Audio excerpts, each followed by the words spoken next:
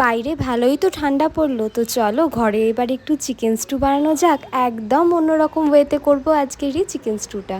প্রথমে প্যানের মধ্যে সাদা তেল আর বাটার গরম করে নিয়েছি। এরপর কুচি করা পেঁয়াজ, রসুন আর কুচি করা আদা ভালো করে একটু ভেজে নেব যতক্ষণ এর রঙটা চেঞ্জ হয়ে আসে। এরপর যখন রঙটা চেঞ্জ হয়ে আসবে এরপর দিয়ে দেবো ভেজিসগুলো। আমি এখানে নিয়ে নিয়েছি গাজর, বিনস আর কিছুটা নিয়ে নিয়েছি পেঁয়াজ কচি অংশটা।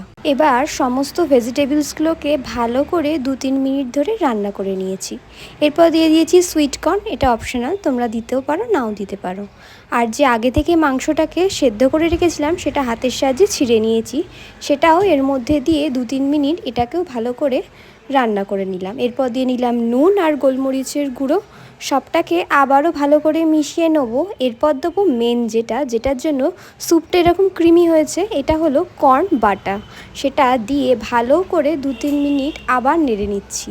এটার জন্যই কিন্তু খুব ক্রিমি হবে স্যুপটা। তো চলো এবার দিয়ে দিয়েছি চিকেন সেদ্ধ করে দিয়ে রাখার যে জলটা, সেটা এটাতেই কিন্তু স্যুপের আসল স্বাদটা পাওয়া যায়। তো চলো সবটাকে ভালো মতন ফুটিয়ে নিই। 10-15 মিনিট পর ভালো মতন স্যুপটা ফুটে এসেছে দেখো। এরপর এতে দিয়ে দেবো কর্নফ্লাওয়ার, 1 চামচ গুলে রেখেছিলাম সেটা। এটা স্যুপটাকে ঠিক হতে সাহায্য করবে। আর নামানোর আগে দিয়ে দিয়েছি 1 চামচ বাটার। ঠিক যেভাবে দেখালাম আজকের রেসিপিটা সেভাবে রান্না করলে কিন্তু একদম রেস্টুরেন্টের মতন টেস্ট পাবে।